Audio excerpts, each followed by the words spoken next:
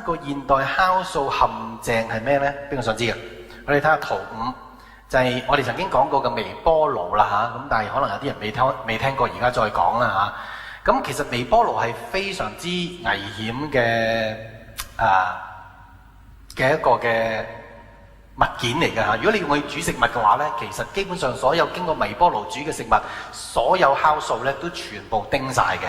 而唔止喎，原來發覺用微波爐呢，佢會將一個好特別嘅信息呢，去俾咗裏邊嘅水分子嘅嗱。雖然你用咗微波爐之後呢，你個杯水都係水，不過佢帶住一個信息，一個無形殺手嘅信息。今日講無形殺手嗱，因為點解呢？因為原來你發覺你用水煲嘅水同埋微波爐煲嘅水兩個攤凍咗之後呢，去種嘢，發覺用微波爐嘅水所種嘅植物幾日裏邊就死㗎啦。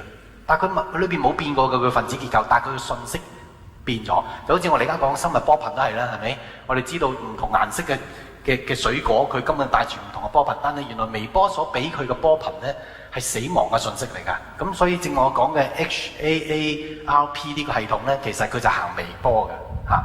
咁所以佢能夠將極高頻、極低頻嘅信號打去全世界唔同嘅地方。所以係一個我哋將要進入一個呢個即係敵機都會即係開始出手要統治世界嘅時代，因為佢哋已經發明咗疫苗，再發明咗呢一種嘅系統，咁就已經可以威脅全世界㗎嚇。咁甚至而家人造衛星都有呢一種嘅系統嘅，咁所以變咗你唔能夠炸得晒咁多個㗎啦，已經。咁就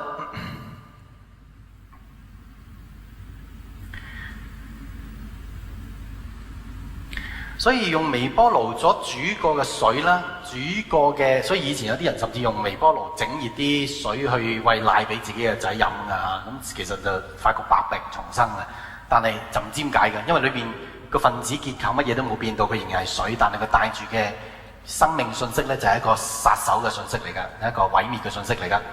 好啦，另一個嘅現代酵素嘅陷阱咧係咩咧？我哋睇下圖6。就係精製嘅食物同埋